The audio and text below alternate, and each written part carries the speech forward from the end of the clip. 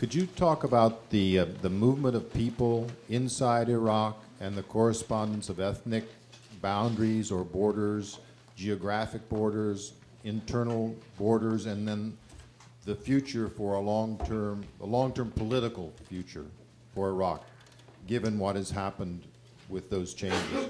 Good last question.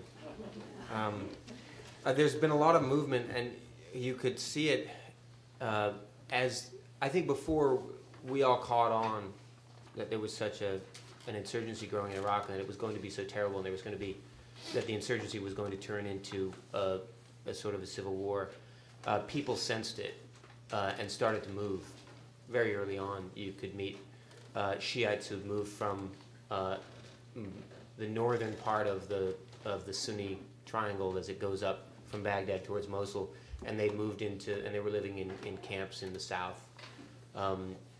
Kurds, there was always sort of a myth that there were 1 million Kurds living in Baghdad, and that may have been true at some point, but the voters in the elections in Baghdad seem to suggest, and this is the closest we can get to an Iraqi census right now, that there aren't so many Kurds living there, but many have moved to the north if they can.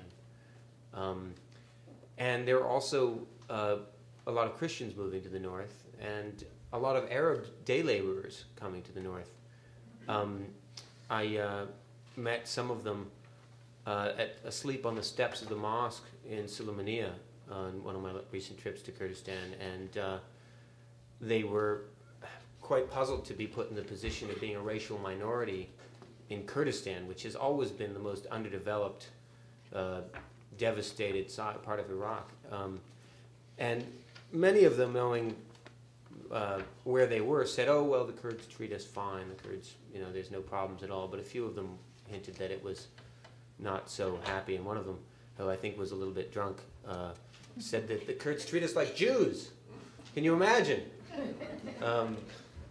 So there is this movement, and in a lot of ways, I think one of the causes of some of the slowdown in violence is because so much ethnic cleansing was already done and people moved away.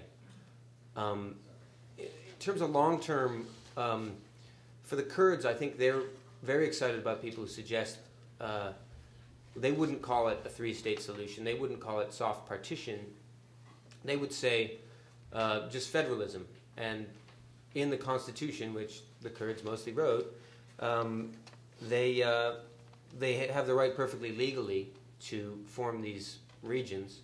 At the moment, most of the Shiite parties, with the exception, the very important exception of Muqtada al-Sadr's movement, also want this right to form a huge federal region in the south.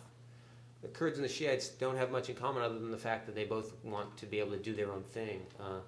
And so the Kurds would be very happy to see the Shiite super region form in the south. And there's a possibility that a central government in Baghdad can still offer enough to these three regions in order to make them want to stay together. But the Shiite super region in the south would probably be viewed as an Iranian satellite, and the Sunni region would have support from around the Gulf. The Kurds really are depending on the Americans to stick around.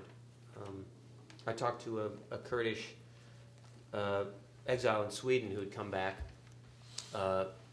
with some optimism and had moved his whole family back from a prosperous life in Sweden to come home.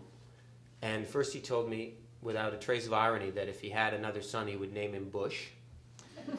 And then he said that things are going fine now. I like the way the Kurdish leadership has been strong in Baghdad, although I don't really like them much personally. But he said, I'm only safe here, my family's only safe here as long as the U.S. Army is here. I'm leaving with the last American. And so that, of course, brings up a lot of questions as our candidates for president bandy about plans about what they might or might not do.